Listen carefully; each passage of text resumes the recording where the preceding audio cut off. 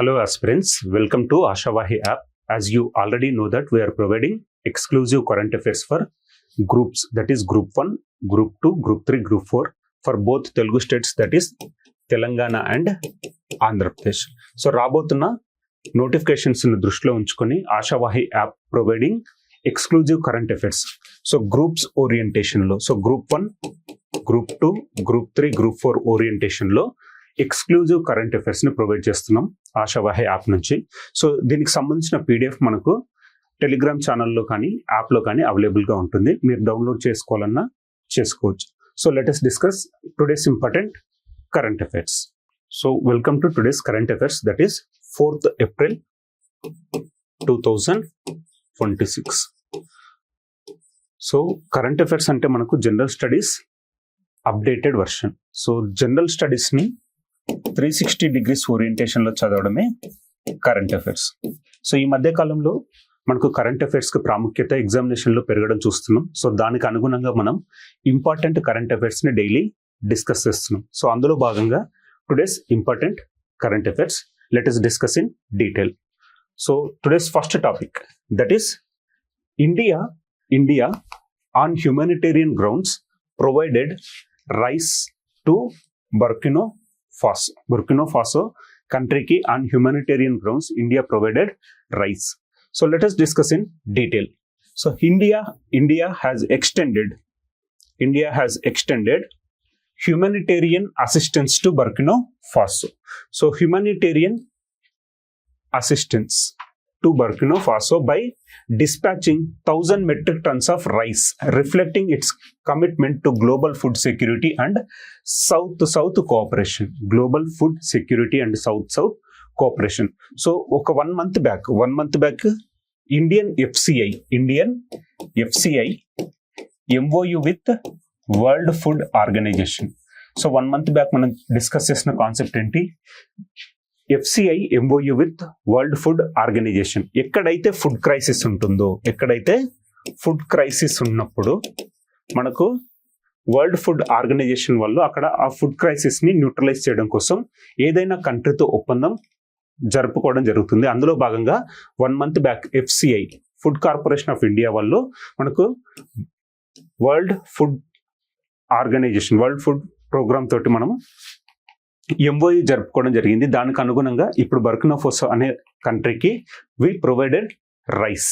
So India has extended humanitarian assistance to Burkina Faso by dispatching 1,000 metric tons of rice, reflecting its commitment to global food security and south cooperation.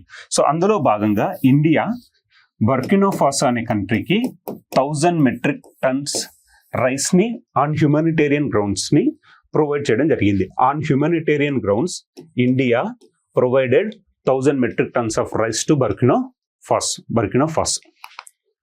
The aid comes at a time when several African nations, including Burkina Faso, are facing food shortage. So అక్కడ ఏంటి, they are facing food crisis కానీ food shortage and economic challenges. So present many African countries are under the clutches of food shortage, food crisis and economic challenges. In order to neutralize the food shortage, Indian FCI, so Indian government provided 1,000 metric tons of rice to Burkina Faso country. So ఇవన్నీ మనం humanitarian grounds లో చేస్తున్నాం. So about Burkina Faso, so Burkina Faso country గురించి చూద్దాం.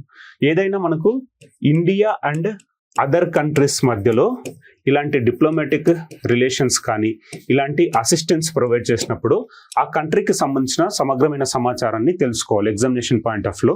అందులో భాగంగా Burkina Faso గురించి చూద్దాం. Burkina Faso is a landlocked country. So what is the meaning of landlocked? Suppose ఇప్పుడు తెలంగాణను మనం ల్యాండ్ లాక్డ్ స్టేట్ అంటాం. So what is the meaning of landlocked state? So మనకు తెలంగాణకు ఎటువైపు చూసినా మనకు సముద్రం ఉండదు. We don't have any coastal area. So ఏదైనా రాష్ట్రానికి సముద్రం సరిహద్దుగా ఉండకపోతే దాన్ని మనం ఏమంటున్నాం, ల్యాండ్ లాక్డ్ స్టేట్ అంటున్నాం, భూపరివేష్టిత రాష్ట్రం అంటున్నాం. సో అదేవిధంగా ల్యాండ్ లాక్డ్ కంట్రీ అంటే ఏంటి, వారికి సముద్రం ఉండదు. సో తీర ప్రాంతం ఉండదు. తీర ప్రాంతం లేని కంట్రీస్ ని మనం ఏమంటున్నాం, భూ పరివేష్టిత దేశాలు అంటున్నాం, ల్యాండ్ లాక్డ్ కంట్రీస్ అంటున్నాం. అలాంటి ల్యాండ్ లాక్డ్ కంట్రీస్ లో ఒక country Burkina Faso. So Burkina Faso is a landlocked country located in Western Africa. So Western African country Burkina Faso. It shares borders with Mali to the north. So north లో Mali country తోటి boundary share చేసుకుంటుంది. And west Niger to the east, Niger to the east. So Mali country north and west లో ఉంటుంది, అదేవిధంగా Niger country east లో ఉంటుంది. And Benin to the south east, while Togo, Ghana and Ivory Coast lies to the south. So ఈ విధంగా different countries తోటి boundary share చేసుకునే West African country Burkina Faso, West African country. So boundary countries ఏంటి? Mali to the north and west, west and north లో we are having Mali. Niger to the east, east లో మనకు Niger కంట్రీతో సరిహద్దు పంచుకుంటుంది. అదేవిధంగా Benin to the south east, Benin to the south east, Benin. అదేవిధంగా Togo, Ghana and Ivory Coast lies to the south. So south లో ఉండేటువంటి Togo, Ghana and Ivory Coast. Next the capital of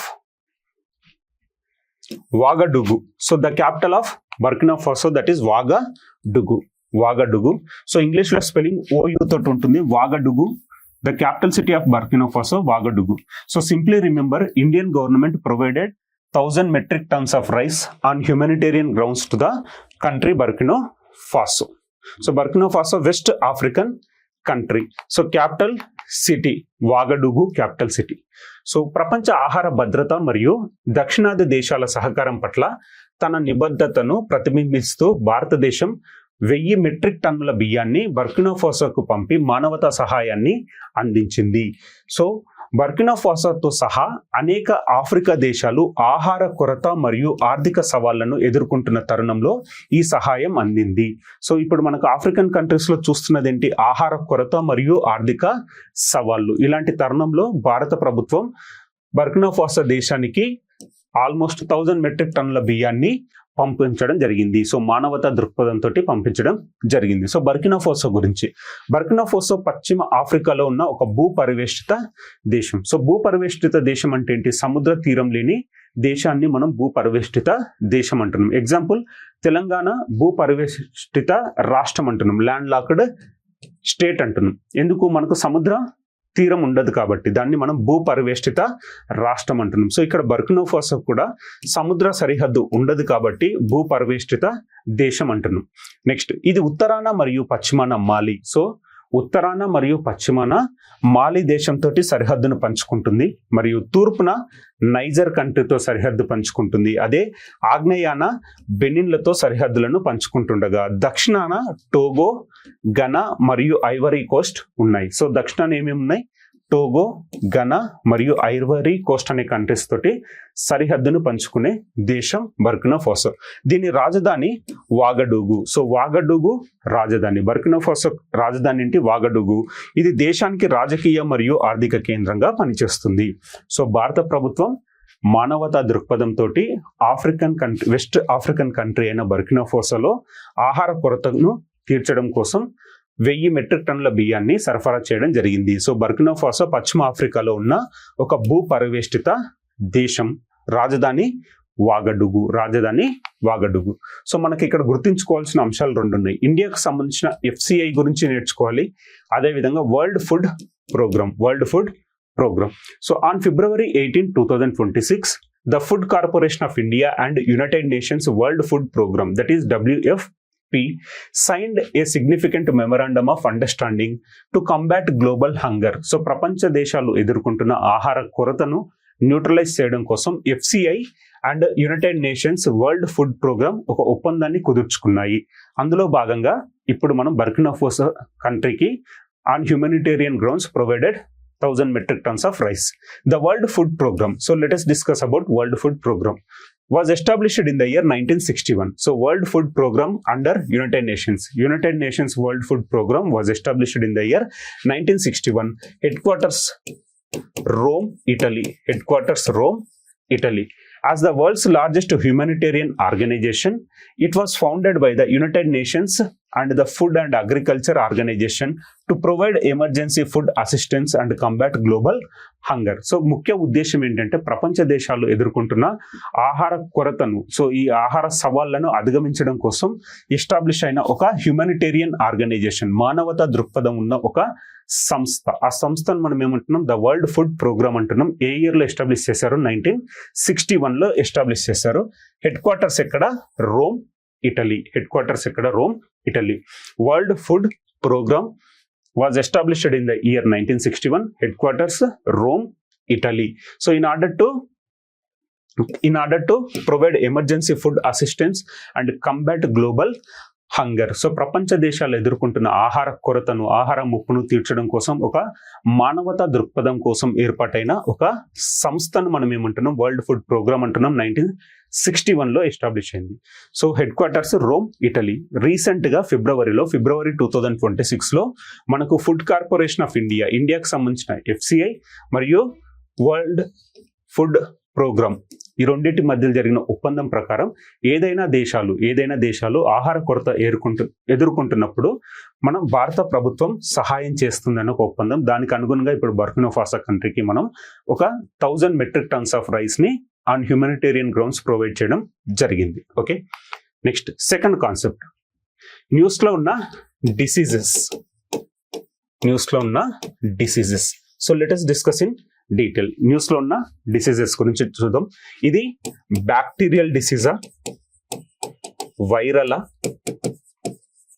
ఫంగలా, other elements ఉన్న disease అనే కోణంలో చూడాలి. ఏదైనా disease మనకు వార్తల్లో ఉన్నప్పుడు అది బ్యాక్టీరియల్ డిసీజా, వైరల్ డిసీజా, ఫంగల్ డిసీజా and other type of disease అని చూడాలి. So Shigella disease last time మనం డిస్కస్ చేసాం. Shigella disease of Kerala, bacterial disease. అది ఇంటెస్టైన్ ని ప్రభావితం చేస్తుంది, జీర్ణ క్రియను అంటే పేగులను ప్రభావితం చేస్తుంది అని చెప్పేసి డిస్కస్ చేసాం. షిగెల్లో వ్యాధి గురించి డిస్కస్ చేసాం. అదేవిధంగా లైమ్ డిసీజ్ గురించి కూడా డిస్కస్ చేసాం. లైమ్ డిసీజ్, అమెరికాకు సంబంధించిన లైమ్ డిసీజ్ గురించి డిస్కస్ చేయడం జరిగింది. ఓకేనా? అందులో భాగంగా నెక్స్ట్ ఇప్పుడు న్యూస్ లో ఉన్న డిసీజ్, అది బర్డ్స్ కి వచ్చే డిసీజ్ ఏంటో చూద్దాం. సో ఇటీవల నివేదికలు న్యూకాజిల్ వ్యాధి ఐరోపా అంతటా వ్యాపిస్తోందని సూచిస్తున్నాయి. So Newcastle disease, so disease పేరేంటి? న్యూకాజిల్ డిసీజ్ ఇప్పుడు ఎక్కడ ప్రభావితం అవుతుంది? Europe. So recent reports indicate the spread of Newcastle disease across Europe, promoting poultry producers in the United Kingdom to enhance surveillance and biosecurity measures. So poultry రంగానికి సంబంధించిన disease, ఆ disease పేరేంటి? Newcastle అంటున్నాం. So English లో NEWCASTLE, new castle అని ఉంది, కానీ pronunciation ఏముంటుంది? న్యూకాజిల్ అనాలి. న్యూకాజిల్ వ్యాధి. సో దేనికి సంబంధించింది? పౌల్ట్రీ రంగానికి సంబంధించిన Newcastle disease. So the disease known for it's rapid transmission and severe impact on bird population. So rapid transmission అంటే చాలా వేగంగా వ్యాప్తి చెందుతుంది. It is known for it's rapid transmission and severe impact. Severe impact అంటే ఏంటి? చాలా పక్షులు చనిపోవడం జరుగుతుంది, ఎస్పెషల్లీ చికెన్స్, అంటే ఈ పౌల్ట్రీ రంగానికి సంబంధించిన ఈ కోళ్లు చనిపోవడం జరుగుతుంది. Next, poses significant risk to the poultry industry and food security. It will be having a great and severe impact on the poultry sector. So దానికి సంబంధించిన డిసీజ్ ఏంటి? న్యూకాజిల్ డిసీజ్ అంటున్నాం. ఇటీవల నివేదికలు న్యూకాజిల్ వ్యాధి ఐరోపా అంతటా వ్యాపిస్తోందని సూచిస్తున్నాయి. దీంతో యునైటెడ్ కింగ్డమ్ లోని కోళ్ల ఉత్పత్తిదారులు నిఘా మరియు జీవ భద్రతా చర్యలను పటిష్టం చేస్తున్నారు. సో యూరోప్ లో వచ్చింది. సో యూరోపియన్ కంట్రీస్ అన్ని ఎఫెక్ట్ అవుతున్నాయని చెప్పేసి ఇతర యూరోపియన్ కంట్రీస్ అన్ని కూడా సర్వేలెన్స్ అండ్ బయోసెక్యూరిటీ మెజర్స్ ని పాటించడం జరుగుతుంది. అందులో భాగంగా United Kingdom. So UK recently has taken several measures for the surveillance and biosecurity with respect to the Newcastle disease. వేగంగా వ్యాప్తి చెందడం మరియు పక్షుల జనాభాపై తీవ్ర ప్రభావం చూపడం వంటి లక్షణాలకు ప్రసిద్ధి చెందిన ఈ వ్యాధి కోళ్ల పరిశ్రమకు మరియు ఆహార భద్రతకు గణనీయమైన ప్రమాదాలను కలిగిస్తుంది. సో వేగంగా వ్యాప్తి చెందడం మరియు పక్షుల జనాభాపై తీవ్ర ప్రభావాన్ని చూపిస్తుంది. అంటే ఇంపాక్ట్, సివియర్ ఇంపాక్ట్ ఉంటుంది. చాలా పక్షులు చనిపోవడం జరుగుతుంది, ఎస్పెషల్లీ కోళ్లు. సో ఇది పౌల్ట్రీ రంగానికి ఒక పెద్ద ఎదురు దెబ్బ అని చెప్పేసి చూడొచ్చు ఇలాంటి డిసీజ్ పేరేంటి new castle. So new castle వ్యాధి గురించి డిస్కస్ చేద్దాం. న్యూ కాజిల్ అనేది పక్షులకు ముఖ్యంగా కోళ్ల వంటి పెంపుడు పౌల్ట్రీకి సోకే అత్యంత అంటువ్యాధి అయిన వైరల్ సంక్రమణ. ఇది viral disease. Newcastle disease is a highly contagious, అంటే ఒకరి నుంచి ఒకరికి వ్యాప్తిస్తుంది, and viral infection affecting birds, particularly domestic poultry such as chickens. So ఇది పక్షులకు వ్యాపించే ఒక వ్యాధి, ఎస్పెషల్లీ కోళ్లకు వ్యాపించే ఒక virus. So Newcastle disease is a viral disease. Next, ఇది ఏవియన్ పారామిక్సో వైరస్ సెరోటైప్ 1 వలన కలుగుతుంది. So avian paramyxovirus serotype. So virus పేరేంటి? Avian paramyxovirus serotype. Avian paramyxovirus serotype 1 వలన కలుగుతుంది మరియు ప్రపంచవ్యాప్తంగా కనిపిస్తుంది. సో ఈ ప్రభావం ప్రపంచవ్యాప్తంగా కనిపించే అవకాశాలు ఉన్నాయి మరియు ఈ వైరస్ కూడా మనకు ప్రపంచవ్యాప్తంగా ఎక్కడైనా కనిపించే ఒక వైరస్. నెక్స్ట్, ఈ వ్యాధి అనేక రకాల పక్షి జాతులకు సోకుతుంది మరియు పౌల్ట్రీ ఫార్మింగ్ లో అధికంగా మరణాల రేటు మరియు తగ్గిన ఉత్పాదకత కారణంగా తీవ్రమైన ఆర్థిక నష్టాలకు దారితీస్తుంది. So simply remember, new castle disease is A viral disease. Virus ఏంటి? ఇది ఏవియన్ పారామిక్సో వైరస్ సెరోటైప్ 1 కి సంబంధించిన వైరల్ డిసీజ్ న్యూ కాజిల్. ఇక్కడ ఇది స్టార్ట్ అయింది, యూరోప్ లో స్టార్ట్ అయింది. మిగిలిన కంట్రీస్ అన్ని తగు భద్రతా చర్యలను తీసుకుంటున్నాయి. సో మనం ఆల్రెడీ లైమ్ డిసీజ్ గురించి చూసాం, షిగెల్లో డిసీజ్ గురించి చూసాం. ఈరోజు చూసింది న్యూ కాజిల్. న్యూ కాజిల్ అంటే ఒక వైరల్ డిసీజ్, బర్డ్స్కి వచ్చే ఒక వైరల్ డిసీజ్, ఎస్పెషల్లీ పౌల్ట్రీ రంగానికి సంబంధించిన కోళ్లకు వ్యాపించే ఒక వైరల్ వ్యాధి. ఏవియన్ పారామిక్సో వైరస్ సెరోటైప్ 1 వలన ఇది వ్యాప్తి చెందడం జరుగుతుంది. So avian paramyxovirus serotype 1 వలన ఇది ప్రభావితం అవుతుంది. న్యూ కాజిల్ డిసీజ్ ఇక్కడ యూరోప్ లో రావడం జరిగింది. సో పౌల్ట్రీ రంగానికి సంబంధించిన ఒక వ్యాధి. Okay, next third. So recent గా మనం డిస్కస్ చేస్తున్నది ఏంటి? ఎర్త్ క్వేక్స్ గురించి చూస్తాం. ఎర్త్ క్వేక్స్, బట్ ఒక అరుదైన దృశ్యం ఏంటి అంటే, ఎర్త్ క్వేక్స్ వలన ఆకాశంలో మనకు కొన్ని లైట్నింగ్స్ రావడం జరిగింది. Lightnings due to the earth quake. ఎక్కడ జరిగింది ఈ ఉదంతం అనేది చూద్దాం. సో ఇన్సిడెంట్ ఎక్కడ జరిగిందో చూద్దాం. ఎర్త్ క్వేక్స్ లో మనకు టెక్టానిక్ ప్లేట్స్ ఉంటాయి. టెక్టానిక్ ప్లేట్స్ మూవ్మెంట్ వల్ల వచ్చేదే మనకి ఎర్త్ క్వేక్స్. అందులో ఉండే ఎలక్ట్రిక్ వేవ్స్ ఉంటాయి కదా, ఆ వేవ్స్ మనకు ఆకాశంలో ప్రసరించేటప్పుడు మనకు అరుదైన ఎర్త్ క్వేక్ కాంతి పుంజం అంటాం, కాంతి పుంజాలు. So earthquake related lightning అంటున్నాం. ఎక్కడ జరిగింది ఈ ఇన్సిడెంట్ అనేది చూద్దాం. ఇది కూడా మనకి ఎన్విరాన్మెంట్ లో, డిజాస్టర్ మేనేజ్మెంట్ లో ఒక ఇంపార్టెంట్ కాబోతుంది, because it is very rare. So అరుదైన దృశ్యాలు కాబట్టి, ఇలాంటి ఇన్సిడెంట్స్ మనకు అరుదైన దృశ్యాలు కాబట్టి మనం ఎప్పుడు ఎర్త్ క్వేక్స్ గురించి డిస్కస్ చేసినా ఇలాంటి టాపిక్ డిస్కస్ చేయలేదు. So for the first time earth quake lightning news లో ఉంది. సో దాని గురించి డీటెయిల్ గా చూద్దాం. Recent minor earthquakes in Aegean Sea region near Turkey and Greece. So Aegean Sea దగ్గర నియర్ టర్కీ అండ్ గ్రీస్ కి సంబంధించి దాని దగ్గరలో ఉండే ఏజియన్ సీ రీజియన్ లో మనకి ఒక ఎర్త్క్వేక్ ని మనం చూడడం జరిగింది. అయితే ఇందులో ఉన్న అరుదైన దృశ్యం ఏంటో చూద్దాం. Recent minor earthquakes in Aegean Sea region near Turkey and Greece were accompanied by unusual glowing lights in the sky, drawing scientific attention to the phenomenon known as earthquake lights. So recently earthquake, minor earthquake ఎక్కడ జరిగింది? Aegean Sea దగ్గర జరిగింది. Aegean Sea near Turkey and Greece. So recent minor earthquake near Aegean Sea witnessed a unusual glowing light in the sky. So మనకు ఈ ఆకాశంలో unusual glowing సంభవించింది. So ఈ విధంగా ఒక గ్లోయింగ్ రావడం జరిగింది. దాన్ని మనం ఏమంటున్నాం? ఎర్త్క్వేక్ లైటింగ్ అంటున్నాం. ఎర్త్క్వేక్ లైటింగ్ అంటున్నాం. టర్కీ మరియు గ్రీస్లకు సమీపంలో ఉన్న ఏజియన్ సముద్ర ప్రాంతంలో ఇటీవల సంభవించిన చిన్న భూకంపాలతో పాటు ఆకాశంలో అసాధారణమైన మెరిసే కాంతి పుంజాలు కనిపించాయి. వీటిని మనం ఏమంటున్నాం? భూకంప కాంతి అని పిలువబడే ఈ విషయంపై శాస్త్రవేత్తల దృష్టిని ఆకర్షిస్తుంది. సో మనకు ఎర్త్క్వేక్ లైటింగ్ అంటున్నాం. సో భూకంప కాంతి, భూకంప కాంతి. So the rare visual events have been reported historically in seismic zones and continue to intrigue researchers studying the link between geological stress and atmospheric effects. So ఇక్కడ scientist ఏం చేస్తున్నారు, they are busy in researching the link between geological stress and atmospheric effects. So geological మనకి ఎర్త్కి సంబంధించిన ఇలాంటి earthquake వల్ల ఆకాశంలో ఇలాంటి కాంతి ఎందుకు వచ్చింది అనే కోణంలో శాస్త్రవేత్తలు పరిశోధనలు కొనసాగిస్తున్నారు. సో భూకంప మండలాలలో చారిత్రాత్మకంగా నివేదించబడిన ఈ అరుదైన దృశ్యం సంఘటనలు భూగర్భ ఒత్తిడికి మరియు వాతావరణ ప్రభావాలకు మధ్య ఉన్న సంబంధాన్ని అధ్యయనం చేస్తున్న పరిశోధకులకు ఆసక్తిని కలిగిస్తూనే ఉన్నాయి. సో ఇప్పుడు మనకు ఎర్త్క్వేక్ సంభవిస్తే ఆకాశంలో ఎందుకు లైట్నింగ్ వస్తుందనే కోణంలో ఈ శాస్త్రవేత్తలు పరిశోధనలు కొనసాగిస్తున్నారు. అసలు భూకంప కాంతి పుంజాలు అంటే ఏమిటి? Let us discuss in detail. భూకంపానికి ముందు, భూకంపం సమయంలో లేదా భూకంపం జరిగిన కొద్దిసేపటి తర్వాత ఆకాశంలో కనిపించే మెరుపులు, ప్రకాశవంతమైన గోళాలు, కాంతి రేఖలు లేదా నిలువు కాంతి స్తంభాల వంటి కాంతివంతమైన విషయాలను భూకంప కాంతులు అంటారు. సో భూకంప కాంతులు అంటే ఏంటి?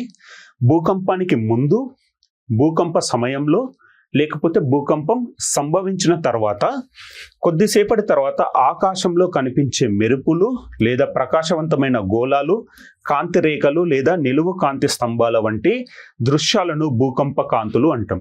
సో ఎగ్జామినేషన్లో మనకు భూకంపం జరిగే ముందు సంభవించేవే అని అడిగే అవకాశం ఉంది, లేదా భూకంపం జరిగే సమయంలో అని మనల్ని కన్ఫ్యూజ్ చేసే అవకాశం ఉంది. కానీ ఇక్కడ ఏంటి, భూకంపానికి ముందు, భూకంపం సమయంలో మరియు లేదా భూకంపం జరిగిన కొద్దిసేపటి తర్వాత ఆకాశంలో కనిపించే మెరుపులు. సో ఒక్కొక్కసారి అది భూకంపం కంటే ముందే కనిపించవచ్చు, లేకపోతే భూకంపం జరుగుతున్నప్పుడు కనిపించవచ్చు, లేకపోతే భూకంపం జరిగిన తర్వాత కూడా కనిపించే వాటిని మనం ఏమంటున్నాం, భూకంప కాంతి పుంజాలు అంటున్నాం. ఒకవేళ మనకి ఎగ్జామినర్ కన్ఫ్యూజ్ చేయడానికి ఈ మూడిట్లలో కాకుండా ఏదైనా ఎక్స్క్లూజివ్గా ఒకే ఈవెంట్ జరుగుతున్నప్పుడు ఇది సంభవిస్తుంది అని చెప్పేసి ఒక స్టేట్మెంట్ బేస్డ్ క్వశ్చన్లో మనల్ని కన్ఫ్యూజ్ చేసే అవకాశం ఉంది. So what are earthquake lights? Earthquake lights refer to luminous phenomena such as flashes, glowing arcs, streaks or vertical pillars of light observed in the sky before or during or shortly after an earthquake. So before earthquake or during the process of earthquake or after the earthquake, we may observe a luminous phenomena in sky such as flashes, glowing orbs and streak or vertical pillars of light. So ఇలాంటి light మనకు before earthquake ఉండొచ్చు, లేకపోతే earthquake జరిగేటప్పుడు ఉండొచ్చు, అంటే during the earthquake or after the earthquake కూడా ఇలాంటి ఫినానిమా చూడొచ్చు, ఒక ల్యూమినియస్ ఫినానిమా. సో ల్యూమినియస్ ఫినానిమా అంటే ఏంటి? ఒక కాంతి పుంజం. సో భూకంప కాంతి పుంజాలు అంటే ఏంటంటే భూకంపం జరిగే ముందు, లేకపోతే భూకంపం జరిగేటప్పుడు ఆర్ భూకంపం జరిగిన తర్వాత ఆకాశంలో కనిపించే మెరుపులు, ప్రకాశవంతమైన గోళాలు, కాంతి రేఖలు, ఇలాంటి వాటిని మనం ఏమంటున్నాం, భూకంప కాంతి పుంజాలు అంటున్నాం. సో ఇది ఎక్కడ జరిగింది? ఏజియన్ సముద్ర ప్రాంతంలో జరిగింది. టర్కీ మరియు గ్రీస్లకు సమీపంలో, ఏజియన్ సమీపంలో జరిగింది. ఓకే, దాన్ని మనం ఏమంటున్నాం, ఎర్త్క్వేక్ లైట్స్ అంటున్నాం, ఎర్త్క్వేక్ లైట్స్. సో రీసెంట్ గా మనం ఎర్త్క్వేక్స్ చూసింది ఎక్కడెక్కడ చూసాం? ఎర్త్క్వేక్స్ హోన్షు ఐలాండ్స్ లో చూసాం. హోన్షు ఐలాండ్స్ ఎక్కడ? జపాన్ కి సంబంధించి. అదేవిధంగా షెట్లాండ్ ఐలాండ్స్ కి సంబంధించింది, అంటార్కిటికాకి సంబంధించిన షెట్లాండ్ ఐలాండ్స్ లో ఎర్త్క్వేక్ చూసాం. మరియు ఇండోనేషియాలో రీసెంట్ ఎర్త్క్వేక్స్ చూసాం. ఇప్పుడు ఏజియన్సీ ఎక్కడ? టర్కీ మరియు గ్రీస్ సమీపంలో ఏజియన్సీ ప్రాంతంలో చూసిన ఎర్త్క్వేక్ వల్ల మనకు ఎర్త్క్వేక్ లైట్నింగ్ రావడం చూస్తున్నాం. So next concept INS Aridhaman.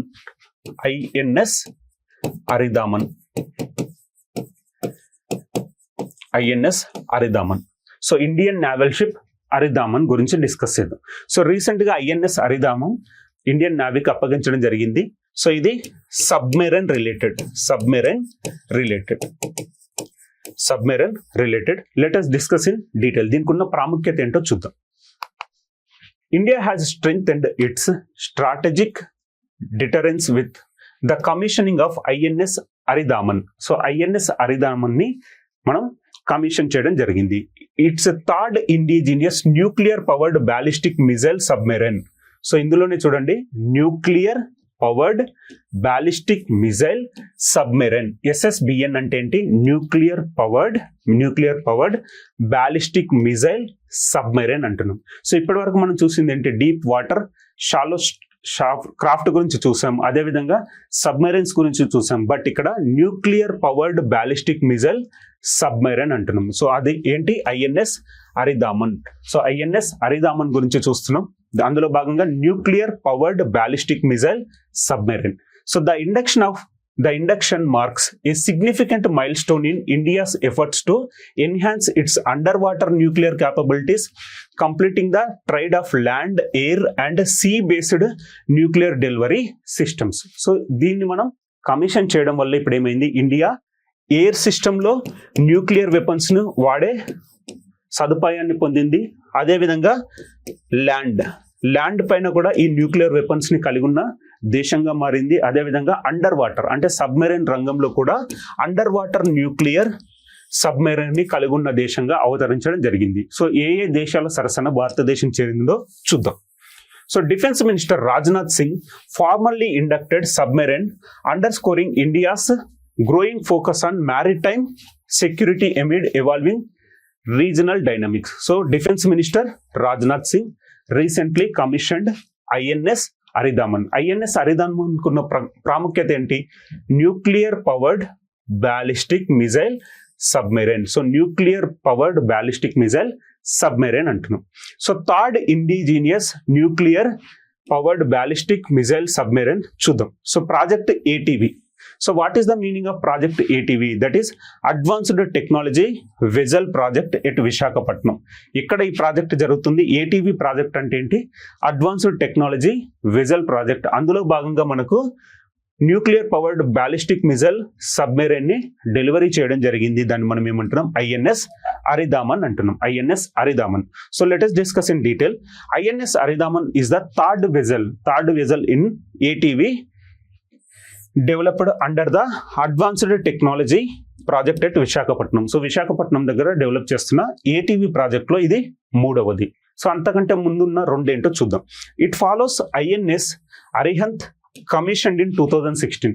So first commission చేసింది ఏంటి? INS Arihant 2016 and INS Arighaat in 2024. So INS Arihant in 2016, next INS Arighaat in 2024. ఇప్పుడు INS అరిదామన్ 2026. సో మూడవది ఎందులో? ATV ప్రాజెక్ట్ లో మూడవది. ATV అంటే ఏంటి? Advance technology vessel. ATV advance technology vessel అంటున్నాం. సో ఇప్పుడు ఏ దేశాల సరసన భారతదేశం చేరిందో చూద్దాం.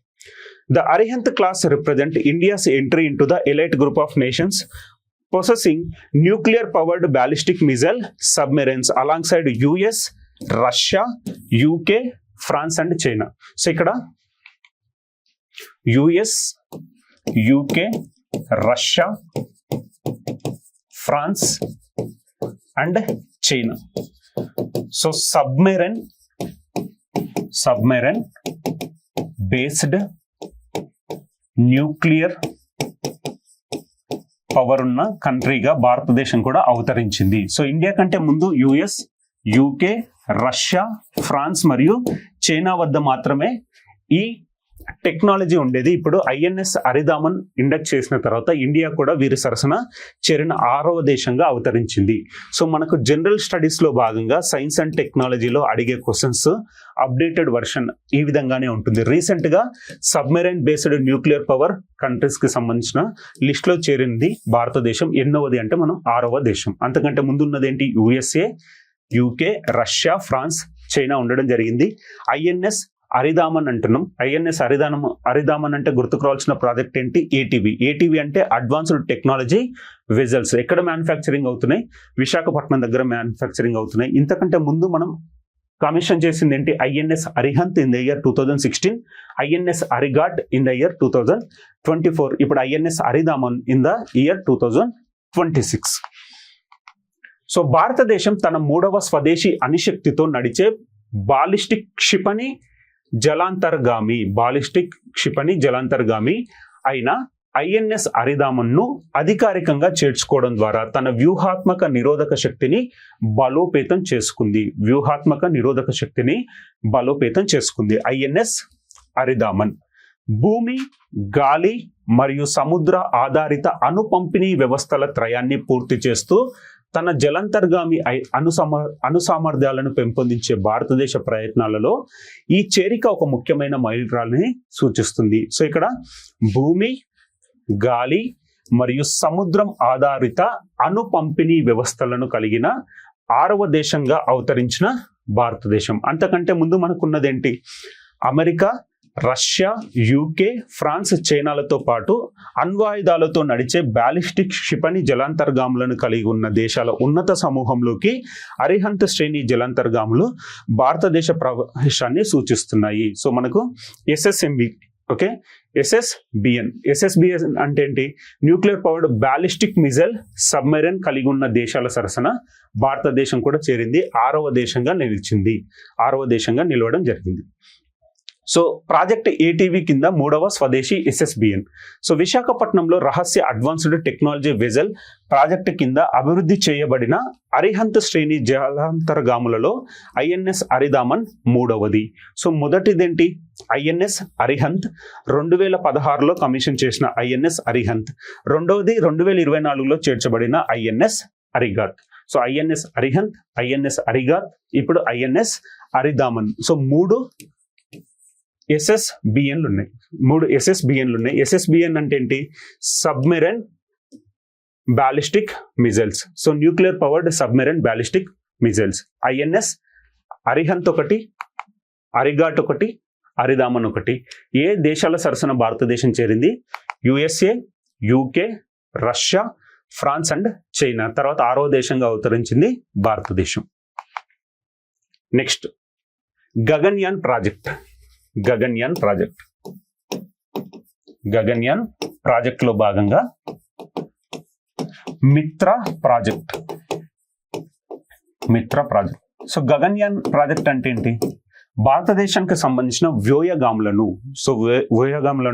మనం అంతరిక్షానికి తీసుకువెళ్ళాలి.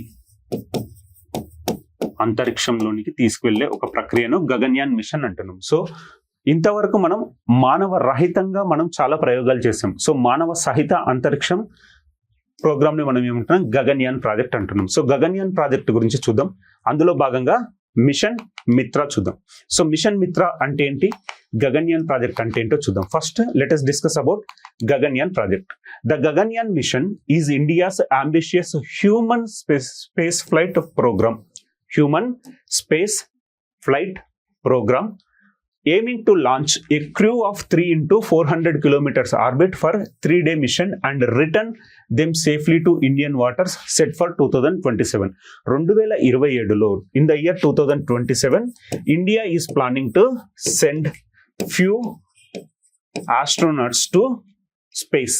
సో ఇప్పటివరకు మనం మానవ రహితంగా వెళ్ళాం, ఇప్పటి నుంచి మానవ సహితంగా. సో ఇక్కడ గగన్యాన్ మిషన్ అనేది భారతదేశం యొక్క ప్రతిష్టాత్మక మానవ అంతరిక్ష యాత్ర కార్యక్రమం. So the Gaganyaan mission is India's ambitious human space flight programme. Human space flight అంటే ఏంటి? ఇందులో మానవులు ప్రయాణం చేయవచ్చు. సో మానవులను తీసుకువెళ్ళే ఒక ప్రోగ్రామ్ ని గగన్యాన్ అంటున్నాం. టార్గెట్ ఏంటి? 2020 టార్గెట్ తోటి వెళ్తుంది. సో దీని లక్ష్యం 3 సిబ్బందిని 3 రోజులు మిషన్ కోసం 400 కిలోమీటర్ల కక్షలోకి పంపి సురక్షితంగా భారత జలాల్లోకి తీసుకురావడం. సో వారిని స్పేస్ లోకి పంపి అక్కడ ఒక 3 రోజులు వాళ్ళని ఉంచి ఈ రీసెర్చ్ దానికోసం తర్వాత క్షేమంగా భూమికి చేరవేసే ఒక ప్రోగ్రామ్ ని మనం గగన్యాన్ ప్రోగ్రామ్ అంటున్నాం. 2027లో ప్రారంభించాలని లక్ష్యంగా పెట్టుకున్నాం. సో దానికి ట్రయల్ బేసిస్ లో ఇప్పుడు వీళ్ళు తీసుకొచ్చిన ప్రోగ్రామ్ ని మనం మిత్ర ప్రోగ్రామ్ అంటున్నాం. సో మిత్ర ప్రోగ్రామ్. సో అంతరిక్షంలో ఉండే వాతావరణం కి సంబంధించి సేమ్ రిజంబ్లెన్స్ అంటే అలాంటి వాతావరణాన్ని మనం ఈ భూమండలంలో క్రియేట్ చేసి వాళ్ళను టెస్ట్ చేస్తున్నాం. వాళ్ళ సామర్థ్యాలను టెస్ట్ చేసే ఒక ప్రోగ్రామ్ ని మిత్ర ప్రోగ్రామ్ అంటున్నాం. సో ఇప్పుడు లదాఖ్ లో వీళ్ళను టెస్ట్ చేయడం జరుగుతుంది. దాన్ని మనం మిత్ర ప్రోగ్రామ్ అంటున్నాం. So India's human space flight programme has advanced with the launch of Mission Mitra in Ladakh. So mission Mitra అంటే ఏంటి, స్పేస్లో ఏ విధంగా అయితే వాతావరణం ఉంటుందో అలాంటి వాతావరణాన్ని మనం లదాఖ్లో క్రియేట్ చేసి వీళ్ళని టెస్ట్ చేసే ఒక ప్రోగ్రామ్నే మిషన్ మిత్ర అంటున్నాం. So mission Mitra in Ladakh involving 4 astronauts selected for the Gaganyaan mission. So Gaganyaan mission లో నలుగురిని మనం సెలెక్ట్ చేయడం జరిగింది. ఆ నలుగురిని ఇక్కడ టెస్ట్ చేయడం జరుగుతుంది. So conducted in a high altitude extreme environment. The initiative aims to simulate space-like conditions on Earth. So, in order to simulate the space-like conditions on Earth, Indian government, especially ISRO conducted Mission Mitra for the Gaganyaan astronauts who are going to space in the year 2027. So, 2027 లో Gaganyaan mission లో participate చేసే నలుగురు astronauts ని ఇప్పుడు మనం లదాఖ్ లో same అదే atmospheric conditions లో టెస్ట్ చేసే కార్యక్రమాన్ని మిషన్ మిత్ర అంటున్నాం. The programme reflects a growing focus on human endurance and behavioural readiness alongside technological preparedness and India prepares for the future crewed missions. So future లో వీళ్ళు గగన్యాన్ అంటే space లోకి వెళ్ళిన తర్వాత అక్కడ ఉండే వాతావరణానికి అలవాటు పడాలి, వాళ్ళ స్ట్రెంగ్త్ ఏంటి, హౌ దే బిహేవ్, వాళ్ళ బిహేవియర్ ఆస్పెక్ట్ ఏంటి, వాళ్ళు ఏ విధంగా స్పందిస్తున్నారు అని తెలుసుకోవడం కోసం తీసుకొచ్చిందే mission Mitra. So understanding mission Mitra. Mission Mitra are mapping of interoperable transit and reliability assessment is design to evaluate human performance in hostile environment. So what is the full form of Mitra? Mission Mitra are mapping of interoperable traits and reliability assessment అంటున్నాం full form of Mitra. So simple గా గుర్తుపెట్టుకోండి, భవిష్యత్ మానవ సహిత యాత్రలకు భారతదేశం సన్నద్ధమవుతున్న తరుణంలో సాంకేతిక సంసిద్ధతతో పాటు మానవ ఓర్పు ప్రవర్తన సంసిద్ధతపై పెరుగుతున్న ప్రాధాన్యతను ఈ కార్యక్రమం ప్రతిబింబిస్తుంది. అత్యంత ఎత్తైన తీవ్రమైన వాతావరణంలో నిర్వహించబడిన ఈ కార్యక్రమం భూమిపై అంతరిక్షం వంటి పరిస్థితులను అనుకరించడమే లక్ష్యంగా పెట్టుకుంది. సో అంతరిక్షంలో ఏ విధంగా అయితే వాతావరణ పరిస్థితులు ఉంటాయో అలాంటి వాతావరణ పరిస్థితులు మనం భూమండలం పైన వాటిని సృష్టించి అందులో ఇలాంటి వ్యోమగాములు ఏ విధంగా స్పందిస్తున్నారు, సో వాళ్ళ బిహేవియర్ ఏ విధంగా ఉంది, అదేవిధంగా వాళ్ళు వాళ్ళ ఎండ్యూరెన్స్ ఏ విధంగా ఉంది, వాళ్ళు ఏ విధంగా తట్టుకుంటున్నారు, సో వీటిని అర్థం చేసుకోవడానికి తీసుకొచ్చిన ఒక ప్రోగ్రామ్ ని మనం మిషన్ మిత్ర అంటున్నాం. సో మిషన్ మిత్ర ఎక్కడ తీసుకొని రావడం జరిగింది, లదాఖ్ లో తీసుకొని రావడం జరిగింది. సో ఆస్ట్రోనాట్స్ ఎవరెవరు ఉన్నారు, నలుగురు ప్రయాణించేది ఎవరెవరో చూద్దాం. So group captain Shubhanshu Shukla, Prashanth Balakrishnan Nair and Ajit Krishna and Angad Pratap. So 2027లో గగన్యాన్ కి సెలెక్ట్ అయిన వ్యోమగాములు ఎవరు అంటే group captain Shubhanshu Shukla, next Prashanth Balakrishnan Nair, next third person Ajit Krishnan, fourth person Angad Pratap. వీళ్ళందరూ 2027లో జరగబోయే గగన్యాన్ మిషన్ లో పార్టిసిపేట్ చేస్తున్న ఆస్ట్రోనాట్స్. నలుగురు ఉన్నారు, వాళ్ళ పేర్లు కూడా important. Shubhanshu Shukla, second person Prashanth Balakrishnan, third person Ajit Krishna and fourth person Angad Pratap. Next E20. What is the main concept behind E20 చూద్దాం. సో E20 అనేవి మనం తరచుగా వింటున్నాం. ఏప్రిల్ 1 నుంచి భారతదేశంలో మనం E20 ఫ్యూయల్ ని యూస్ చేస్తున్నాం. అసలు E20 ఫ్యూయల్ అంటే ఏంటో చూద్దాం. E20 petrol. So E20 fuel latest news. The central government has implemented A new fuel mandate for petrol pumps to supply E20 fuel with a minimum octane rating of 95 RON. So octane rating of 95 ఉంది. So octane rating ఎంత ఉంది E20ది? 95 ఉంది. అసలు octane rating అంటే ఏంటో చూద్దాం. So examination లో E20 basis లో క్వశ్చన్స్ వస్తే మాక్సిమం ఏ వస్తున్నాయో అవే మనం ఈ స్లైడ్స్ లో డిస్కస్ చేయబోతున్నాం. So about E20 fuel. అసలు E20 ఫ్యూయల్ అంటే ఏంటో చూద్దాం first. It is a blend of 20% ethanol and 80% petrol. So ఈ E20 అంటే ఏంటి? 20% ఇథనాల్ ఉంటుంది, blend of 20% ethanol and rest that is 50% petrol. That is known as E20 petrol.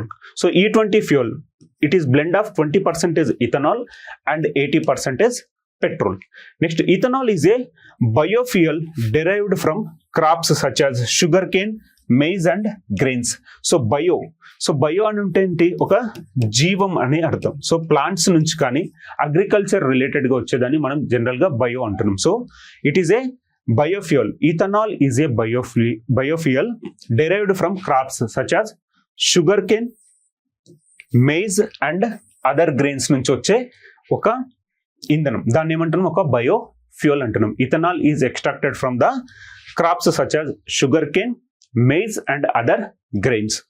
Advantages ఏంటి? It offers a higher octane rating and potentially clear combusting and making more advanced alternative. So what are the advantages? It offers high octane rating. So ఇక్కడ మనకు octane rating ఎంత ఉంది? 95 ఉంది. Octane rating అంటే ఏంటి అంటే it is related to the combustion. So ఈ ఎక్కువగా ఆక్టేన్ రేటింగ్ ఉంటే మనకు కంబషన్ కూడా స్మూత్ కంబషన్ ఉంటుంది. ఒకవేళ ఆక్టేన్ రేటింగ్ తక్కువగా ఉంటే కంబషన్ అంత స్మూత్ గా ఉండదు, ఒక రిజిడ్ కంబషన్ ఉంటుంది. సో అడ్వాంటేజెస్ ఏంటి? It offers a higher octane rating. So octane rating higher ఉంటుంది అండ్ పొటెన్షియాలిటీ క్లియర్ కంబషన్ ఉంటుంది. సో కంబషన్ అంటే ఏంటి? క్లియర్ కంబషన్ అంటే ఏంటి? అది పూర్తిగా మండే స్వభావాన్ని మనం కంబషన్ అంటున్నాం. సో సరిగ్గా అది మండకపోతే మనకేముంటున్నాయి, ఎలాంటి ఉద్గారాలు వస్తున్నాయి, వాతావరణానికి హాని చేసే ఉద్గారాలు ఎక్కువగా వస్తున్నాయి. అదే ఆక్టేన్ లెవెల్ ఎక్కువగా ఉంటే స్మూత్ కంబషన్ ఉంటుంది. సో అదే మనకు advantage of E20 and making it more advanced alternative. While regular petrol in India typically has an octane rating of around 91 to 92. So ఇక్కడ నార్మల్ పెట్రోల్ రేటింగ్ ఎంత ఉంది? మనకు 91 to 92 ఉంది octane rating. But ethanol E20 petrol rating ఎంత ఉంది? 95. అంటే ఎక్కడ మనకు ఫ్రీ కంబషన్ ఉంది, ఈజీ కంబషన్, కంప్లీట్ కంబషన్ ఎక్కడుంది? ఆక్టేన్ 95 ఉంది. బికాస్ నార్మల్ పెట్రోల్ రేటింగ్ ఎంత? 91 to 92 ఆక్టేన్ రేంజ్ మాత్రమే ఉంటుంది. E20 ఆక్టేన్ రేటింగ్ ఎంత ఉంది? 95 ఉంది. Next, while regular petrol in India typically has octane range 91 to 92. This higher octane helps in smoother combustion. So మనకు smooth combustion ఉంటుంది, ఎలాంటి residues విడుదలయ్యేవి చాలా తక్కువగా ఉంటాయి, smooth combustion. Next, what is ethanol? Ethanol is also known as ethyl alcohol. Ethanol is also known as ethyl alcohol and is a type of alcohol that is commonly used in various applications. So ethanol anna ethyl alcohol anna same, it is also known as ethyl alcohol. Properties: it is a clear colorless liquid with a characteristic odor and taste. It is a clear colorless liquid with a characteristic odor and taste. Next, ethanol has chemical formula C2H5OH. C2H5OH and it is composed of carbon, hydrogen and oxygen atoms. So ఇథనాల్లో ఉండే components ఏంటి? Carbon, hydrogen and oxygen atoms ఉంటాయి. C2H5OH అనేది chemical formula. Pure ethanol is non toxic and biodegradable. So it is a non-toxic.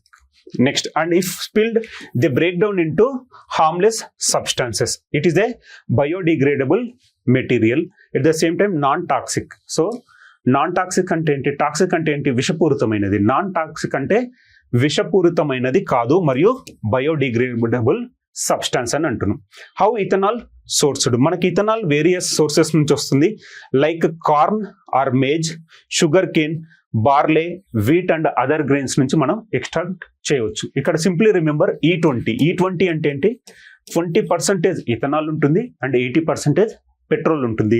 So octane rating ఎంత ఉంది? మనకు 95 octane rating ఉంది. So octane rating general పెట్రోల్కి ఎంత ఉంటుంది? 90 నుంచి 92, ఎస్పెషల్లీ 91 to 92 ఉంటుంది ఆక్టేన్ రేటింగ్. ఎగ్జామినేషన్లో మనకు E20 ఎప్పటి నుంచి వస్తుంది అనేది ఎగ్జామినేషన్లో అడగరు. అందులో అడిగేది ఏంటి? ఆక్టేన్ రేటింగ్ ఎంత ఉంటుంది. సో స్టేట్మెంట్ బేసిస్ క్వశ్చన్స్ అడిగినప్పుడు మనకు అడిగే అవకాశం ఏముంటుంది? When compare to normal petrol, E20 petrol has more octane rating అంటారు. సో ఆక్టేన్ రేటింగ్ అంటే ఏంటో మనకు తెలియాలి. ఆక్టేన్ రేటింగ్ అంటే ఏంటి?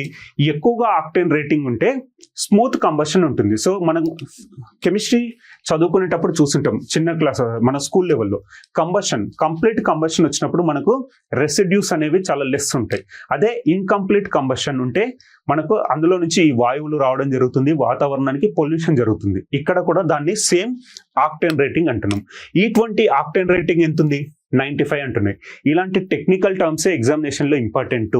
Octane rating 95. తర్వాత సోర్స్ ఏంటి మనకి ఇక్కడ agricultural products like sugar Kane, maize, అదేవిధంగా అదర్ ఫుడ్ గ్రెయిన్స్ నుంచి మనం ప్రొడ్యూస్ చేసేదే ఇథనాల్. ఇథనాల్కు ఉన్న ఇంకొక పేరేంటి?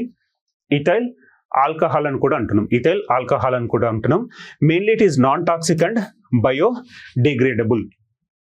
పెట్రోల్ పంపులు కనీసం 95 ఆక్టేన్ రేటింగ్ ఉన్న E20 ఇంధనాన్ని సరఫరా చేయాలనే కొత్త ఇంధన నిబంధనను కేంద్ర ప్రభుత్వం అమలు చేసింది. April 1, 2026 నుంచి E20 ఇంధనాన్ని కేంద్ర ప్రభుత్వం అమలు చేయడం జరిగింది. అసలు E20 ఇంధనం అంటే ఏంటో చూద్దాం. ఇది 20% ఇథనాల్ మరియు 80% పెట్రోల్ మిశ్రమం. 20% ఇథనాల్, 80% పెట్రోల్ మిశ్రమాన్ని మనం E20 ఫ్యూయల్ అంటున్నాం. ఇథనాల్ అనేది చెరుకు, మొక్కజొన్న మరియు ధాన్యాల వంటి పంటల నుండి లభించే ఒక జీవ ఇంధనం. So biofuel, it extracted from sugar cane, maize and other food grains. సో ఇది చెరుకు, మొక్కజొన్న మరియు ధాన్యాల వంటి పంటల నుంచి లభించే ఒక జీవ ఇంధనాన్ని మనం ఏమంటున్నాం? E20 అంటున్నాం. సో ప్రయోజనాలు ఏంటి? ఇది అధిక ఆక్టేన్ రేటింగ్ ను మరియు మరింత స్వచ్ఛమైన దహనాన్ని అందిస్తుంది, కంప్లీట్ కంబషన్ ని అందిస్తుంది when compare to the normal petrol. అందువల్ల ఇది మరింత ఆధునిక ప్రత్యామ్నాయంగా నిలుస్తుంది. భారతదేశంలో సాధారణంగా పెట్రోల్కి 91 నుంచి 92 ఆక్టేన్ రేటింగ్ ఉండగా E20 ఇంధనానికి 95 రేటింగ్ వస్తుంది. అంటే ఇక్కడ ఏంటి? మనకు కంప్లీట్ కంబషన్. సో ఇక్కడ స్వచ్ఛమైన దహనాన్ని మనం చూస్తున్నాం, కంప్లీట్ కంబషన్ అని చూస్తున్నాం. సో దట్ మనకేంటి? ఈ వాయువులు విడుదలయ్యేవి, టాక్సిక్ వాయువులు విడుదల చాలా తగ్గిపోతుంది. నెక్స్ట్, ఇథైల్ ఆల్కహాల్ అని కూడా పిలువబడే ఇథనాల్ వివిధ అనువర్తనాలలో సాధారణంగా ఉపయోగించే ఒక రకమైన ఆల్కహాల్. ఇది ప్రత్యేకమైన వాసన మరియు రుచి కలిగిన స్పష్టమైన రంగు లేని ద్రవం. సో ఇది కలర్లెస్. ఎగ్జామినేషన్ లో మనకు కన్ఫ్యూజ్ చేయాలంటే అతను ethanol is in green colour అని, లేకపోతే pink colour, red colour, light pinkish colour అని అడిగే అవకాశం ఉంది స్టేట్మెంట్ బేసిస్ క్వశ్చన్స్ లో. But remember, ethanol is A colourless liquid. ఎలాంటి కలర్ ఉండదు, రంగు లేని ద్రవం. కానీ మనకి ఎగ్జామినేషన్ లో ఒకవేళ గ్రీన్ కలర్ లో ఉంటుంది అని చెప్పేసి మనకు ఒక స్టేట్మెంట్ ఇచ్చే అవకాశం కూడా ఉంది. ఎందుకంటే మనం బయోఫ్యూయల్ కాబట్టి గ్రీన్ అని మనం అనుకుంటాం. కానీ ఇథనాల్ ఏంటి? ఒక కలర్లెస్ లిక్విడ్, కలర్ లేని ఒక ద్రవం. స్వచ్ఛమైన ఇథనాల్ విషరహితమైనది మరియు జీవ విచ్ఛిన్నం చెందేది. ఒకవేళ అది ఒలికిపోతే హానికర రహిత పదార్థాలుగా విడిపోతుంది. ఒకవేళ E20 పెట్రోల్ మనకు ఒలికిపోయినా కానీ అదేంటంటే బ్రేక్ డౌన్ ఈజీగా అయిపోతుంది. సో దట్ ఇక్కడ పర్యావరణానికి కూడా హాని కలిగించని ఇంధనాన్ని మనం ఇథనాల్ అంటున్నాం. ఓకేనా? సో మనకి ఎప్పటి నుంచి? April 1 నుంచి ethanol, that is E20 compulsory చేయడం జరిగింది. సో ఆక్టేన్ అనేది గుర్తుపెట్టుకోండి ఎగ్జామినేషన్ పాయింట్ ఆఫ్ లో. అదేవిధంగా colourless liquid extracted from sugar cane, maize and other food grains. So next LPG. With respect to the LPG statics చూద్దాం. So static current orientation topic, that is with respect to the LPG. So largest consumer and importer of LPG, China is the largest consumer and importer of LPG in the world. So largest consumer evaru? Largest consumer and importer. Consumer and importer. So consumer అంటే ఏంటి?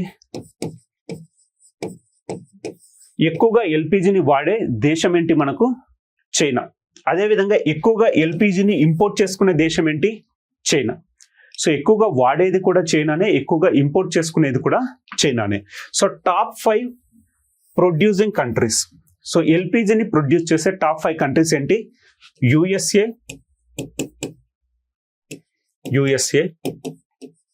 అదేవిధంగా China. రెండో స్థానంలో ఉన్న China. అంటే China production లో రెండో స్థానంలో ఉన్నప్పటికీ ఎక్కువగా కన్జ్యూమ్ చేసేది చైనానే, ఎక్కువగా ఇంపోర్ట్ చేసుకునేది కూడా చైనానే. మూడవది సౌదీ అరేబియా. ప్రొడక్షన్ గురించి మాట్లాడుతున్నాం, Saudi Arabia. So leading producing countries of LPG production countries లో నెంబర్ 1 స్థానంలో ఉన్నది యునైటెడ్ స్టేట్స్, నెంబర్ 2 స్థానంలో ఉన్నది China, number 3 Saudi Arabia, number 4 Russia and number 5 Qatar. Production, so top 5 LPG producing countries లో number 1 USA, number 2 China, number 3 Saudi Arabia, number 4 Russia and number 5 Qatar. Next, which is the largest exporter of LPG? Largest exporter, ఒకవేళ మనం ఈ exporting గురించి చూస్తే, ఎగుమతి చేసే countries గురించి చూస్తే నెంబర్ 1 స్థానంలో ఉన్నది USA. Number 1 USA, number 2 Norway, number 3 Qatar, number 4 Australia, number 5 Russia, number 6 Saudi Arabia, number 7 UAE, number 8 Algeria, number 9 Canada, number 10 Kuwait. Okay, production లో టాప్ లో ఉన్నది మనకు యుఎస్ఏ, సెకండ్ ప్లేస్ లో చైనా, 3వ స్థానంలో సౌదీ అరేబియా, 4వ స్థానంలో Russia, 5వ స్థానంలో ఖతార్ ఉంది ఎల్పిజి. అదేవిధంగా ఎక్స్పోర్ట్ ఎగుమతులలో టాప్ 10 కంట్రీస్ లో నెంబర్ 1 ప్లేస్ లో USA, number 2 Norway, number 3 Qatar, number 4 Australia, number 5 Russia, number 6 Saudi Arabia, number 7 UAE, number 8 Algeria, next Canada and Kuwait. ఇది ఎగుమతి చేసే దేశాలు, ఎగుమతిదారులలో మనకు top 10 countries. So top producing country USA, top exporting country కూడా యుఎస్ఏను. ఓకేనా, బట్ టాప్ ఇంపోర్టర్ ఎవరు? దిగుమతి చేసుకునే టాప్ కంట్రీ అంటే చైనా. అదేవిధంగా వినియోగంలో మొదటి స్థానంలో ఉన్న దేశం కూడా China. Even though China second largest producer of LPG, it is also largest importer and largest consumer of LPG. So వినియోగంలో మరియు దిగుమతులలో మొదటి స్థానంలో ఉన్న దేశం ఏంటి? చైనా. ఈవెన్ దో వాళ్ళు 2వ స్థానంలో ఉన్నారు, ఎల్పిజి ప్రొడక్షన్ లో 2వ స్థానంలో ఉన్న వాళ్ళు ఎక్కువగా వినియోగంలో మొదటి స్థానాన్ని ఆక్రమించారు, అదేవిధంగా దిగుమతుల్లో కూడా మొదటి స్థానాన్ని ఆక్రమించారు. ఇది LPG related present on going issue కాబట్టి ఒక స్టాటిక్ డేటా, ఇది కూడా రాసుకోండి. నెక్స్ట్, తెలంగాణ గవర్నమెంట్ రీసెంట్ గా ఒక ఫెస్టివల్ ని స్టేట్ ఫెస్టివల్ గా డిక్లేర్ చేస్తూ వార్తల్లో నిలిచింది. State festival with respect to the Banjaras. చూద్దాం. The government has recognised Guru Lokamasand Maharaj Jatara. So Narayanpet జిల్లా కొత్తపల్లి మండలం తిమ్మారెడ్డిపల్లెలో జరిగే బంజారా లంబాడాల ఆరాధ్య దైవం గురు లోకమసంద్ మహారాజ్ జాతరను తెలంగాణ రాష్ట్ర పండుగగా ప్రభుత్వం గుర్తించింది. సో స్టేట్ ఫెస్టివల్ గా గుర్తించడం జరిగింది. సో ఇక్కడ జరిగేది నారాయణపేట జిల్లాలోని కొత్తపల్లి మండలం తిమ్మారెడ్డిపల్లెలో జరిగే బంజారా ఆరాధ్య దైవం గురు లోకమసంద్ మహారాజ్ జాతరని స్టేట్ ఫెస్టివల్ గా డిక్లేర్ చేస్తూ వార్తల్లో నిలిచింది తెలంగాణ ప్రభుత్వం. సో పండుగ పేరేంటి? గురు లోకమసంద్ మహారాజ్ జాతర. ప్రాంతం ఇక్కడ తిమ్మారెడ్డిపల్లి, కొత్తపల్లి మండలం, నారాయణపేట జిల్లా. జాతరను రాష్ట్ర పండుగగా గుర్తిస్తూ ప్రభుత్వం ఉత్తర్వులు జారీ చేసింది. ఎవ్రీ ఇయర్ ఎప్పుడు జరుగుతుంది? ఏప్రిల్ 1 నుంచి ఏప్రిల్ 4 వరకు ప్రతి సంవత్సరం జరుగుతుంది. సో ఈయన ప్రత్యేకత ఏంటి? 17వ శతాబ్దంలో గురు లోకమసంద్ మహారాజ్, అతనికి ఉన్న ఇంకొక పేరేంటి? బావోజీ అని కూడా పిలవడం జరుగుతుంది. ఇక్కడ జీవ సమాధి అయ్యారని ప్రజల నమ్మకం. ఇది బంజారాల ప్రధాన పుణ్యక్షేత్రం. సో ప్రాంతం ఇక్కడ తిమ్మారెడ్డిపల్లి, కొత్తపల్లి మండలం, నారాయణపేట జిల్లా. సో గురు లోకమసంద్ మహారాజ్, ఆయనకున్న ఇంకొక పేరేంటి? బావోజీ అనే పేరు ఉంది. ఆయన 17వ శతాబ్దంలో ఇక్కడ జీవ సమాధి అయ్యారు అని చెప్పేసి ప్రజల నమ్మకం. ఇప్పుడు ఈ జాతరను తరచుగా ప్రతి ఏటా ఏప్రిల్ 1 నుంచి 4వ తారీఖు వరకు జరిగే ఈ పండుగను రాష్ట్ర పండుగగా గుర్తిస్తూ గవర్నమెంట్ ఒక జీవోను రిలీజ్ చేయడం జరిగింది. సో తెలంగాణ గవర్నమెంట్ ఏర్పడిన తర్వాత 2014 తర్వాత మనకు బతుకమ్మ, బోనాలను కూడా రాష్ట్ర పండుగలుగా గుర్తిస్తూ ప్రభుత్వం జీవోలను ఇష్యూ చేయడం జరిగింది. అదేవిధంగా ఇప్పుడు గురు లోకమసంద్ మహారాజ్ జాతరను కూడా రాష్ట్ర పండుగగా గుర్తిస్తూ ప్రభుత్వం జీవోను జారీ చేయడం జరిగింది. సో ఫెస్టివల్ ఏంటి? గురు లోకమసంద్ మహారాజ్ జాతర. ఎక్కడ జరుగుతుంది? Thimmareddipalli, Thimmareddipalli Kothapalli mandal of Narayanpet district. Government ordered recognizing the fair as a state festival. So fair ఇంగ్లీష్లో ఏమంటున్నాం మనం, ఫెయిర్ అంటాం. ఫెయిర్ అంటే జాతర. Next, from April 1 to April 4 every year April 1 నుంచి 4 వరకు జరిగే ఈ జాతరను రాష్ట్ర పండుగగా ప్రకటిస్తూ గవర్నమెంట్ ఒక జీవోను ఇష్యూ చేయడం చూస్తున్నాం.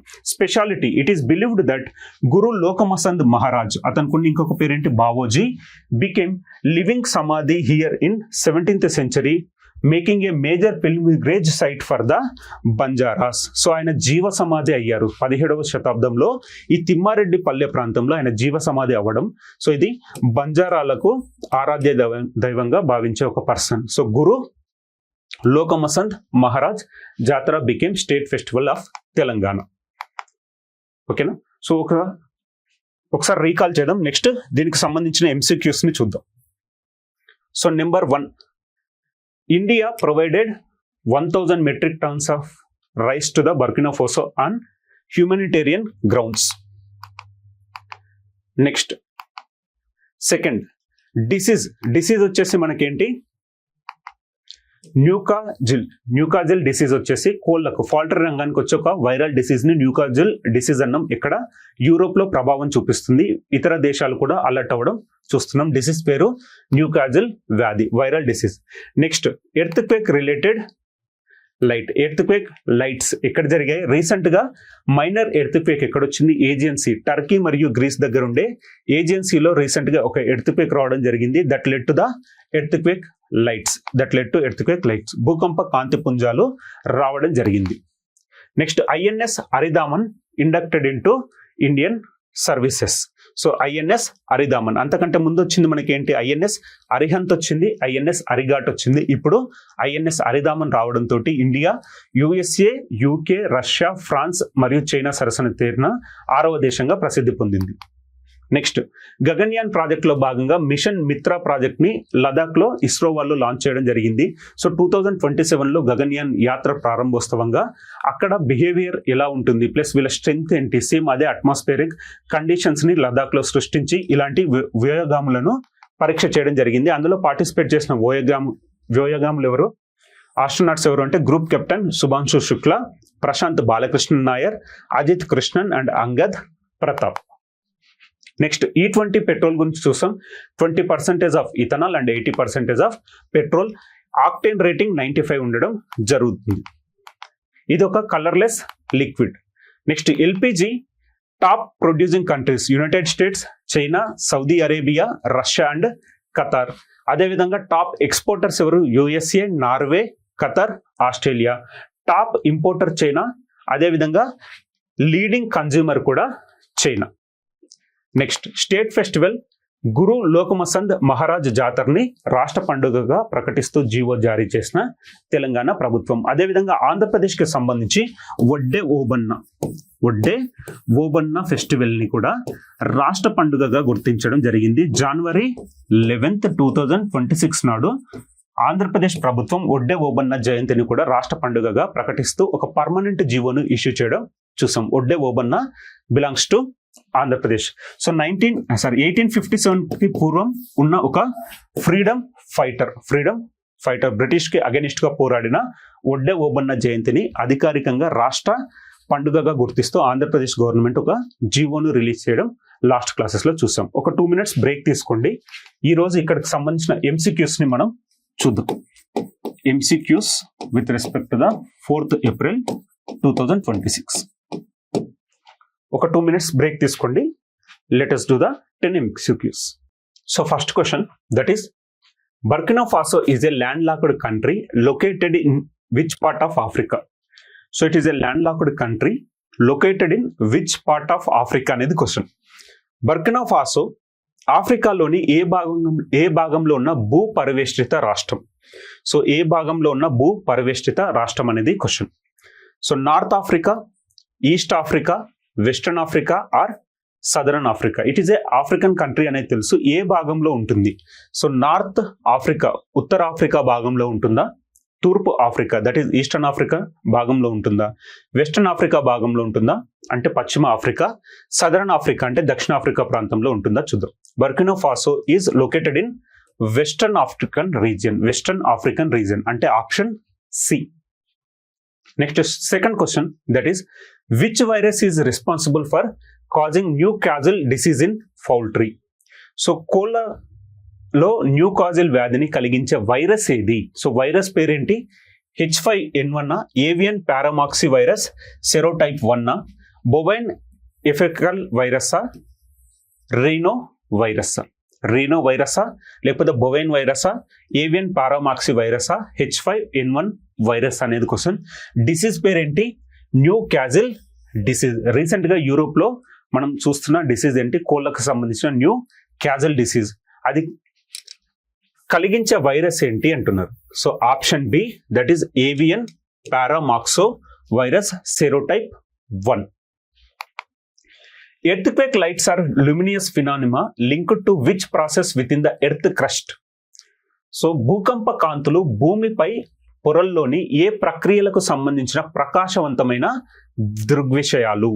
So earthquake lights are luminous phenomena linked to which process within the earth crust? Let us discuss.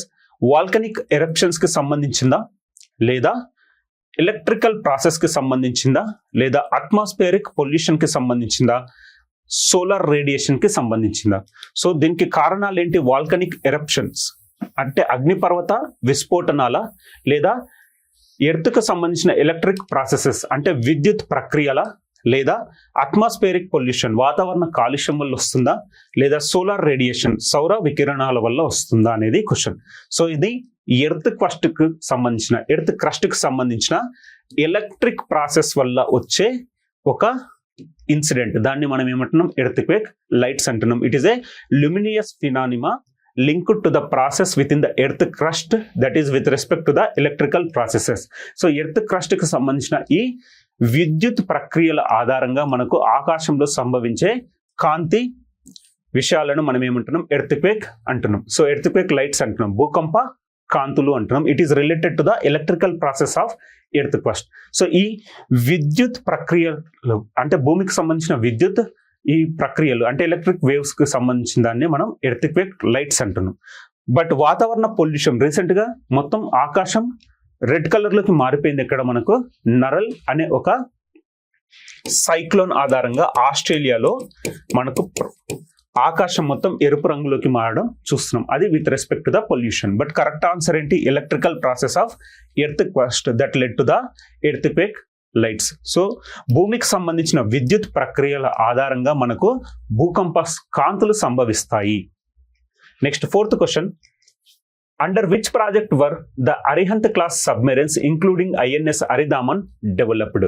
INS Aridhaman తో సహా అరిహంత్ శ్రేణి జలాంతర్గాములను ఏ ప్రాజెక్టు కింద అభివృద్ధి చేశారు? సో మనం INS Arihant, INS Arighaat and INS Aridhaman 3 ఈ అణు జలాంతర్గాములను మనం అభివృద్ధి చేయడం జరిగింది. ఏ ప్రాజెక్టు కింద వీటిని డెవలప్ చేసామో చూద్దాం.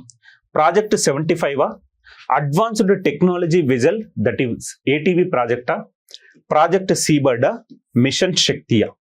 So option project 75 advanced technology vessels ATV ప్రాజెక్టా, ప్రాజెక్ట్ రెడ్ సియా, మిషన్ శక్తియా? So correct option will be advanced technology vessel project, advanced technology vessel project.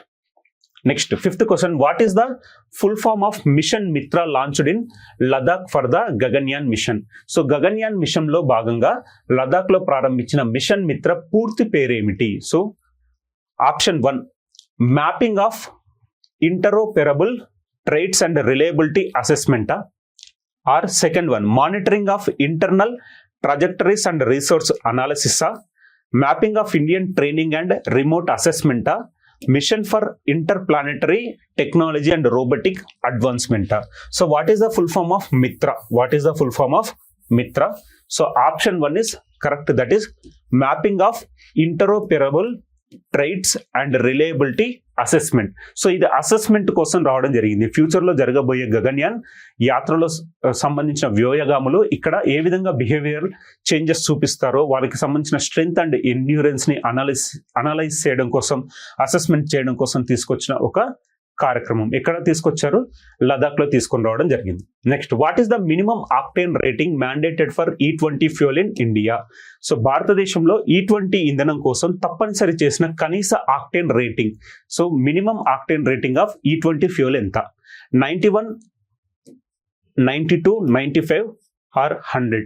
So E20కి ఉన్న ఆక్టేన్ రేటింగ్ ఎంత? మనకు 95 ఉంటుంది. అదే సాధారణమైన పెట్రోల్కి ఎంత ఉంటుంది? 91 ఆర్ 92 ఉంటుంది. E20కి ఎంత ఉంటుంది? 95 ఆక్టేన్ ఉంటుంది. Option C is the correct answer. Ethanol is a biofuel commonly derived from which of the following crops? So ethanol అనేది సాధారణంగా ఏ పంటల నుంచి లభించే జీవ ఇంధనం?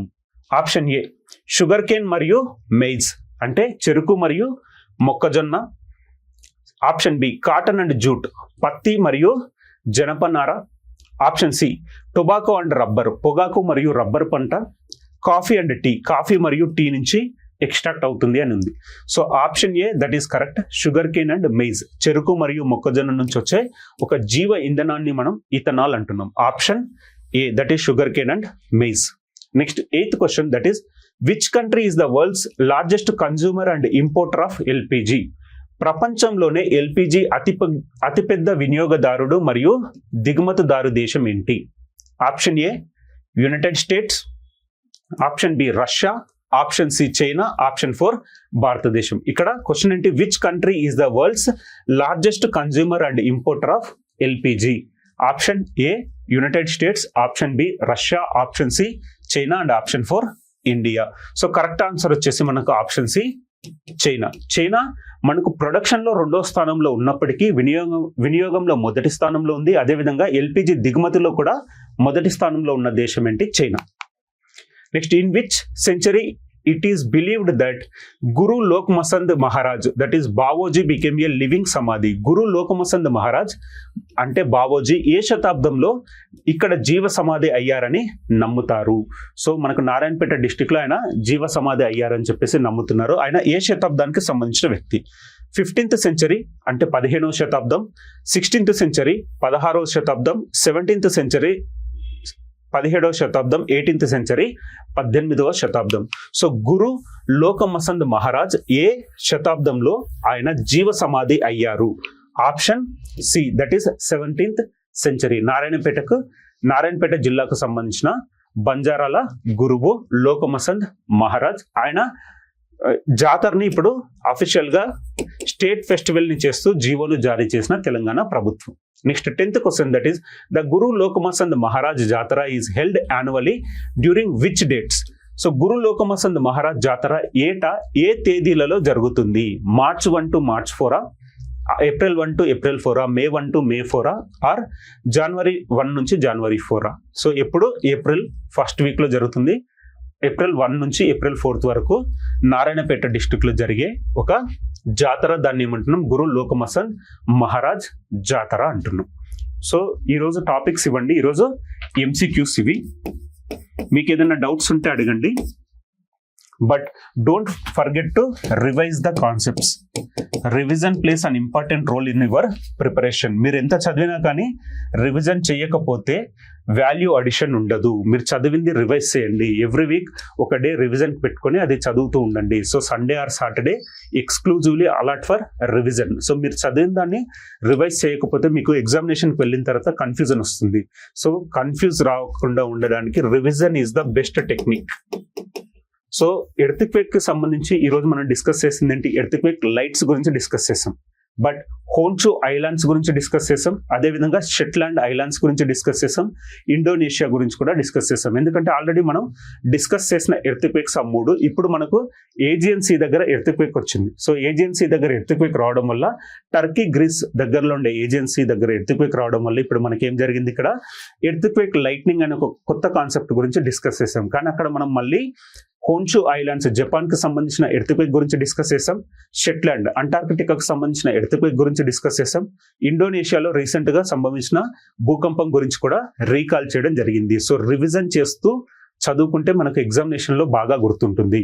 అదేవిధంగా మీకు సంబంధించిన హిస్టరీ, పాలిటీ, జాగ్రఫీ, సోషియాలజీ ఏమున్నా సరే ప్రతి టాపిక్ ఎకానమీ ఇవన్నీ కూడా మనం రివైజ్ చేస్తూ చదువుకుంటేనే ఎగ్జామినేషన్లో ఎక్కువ మార్కులు సాధించే అవకాశాలు ఉన్నాయి.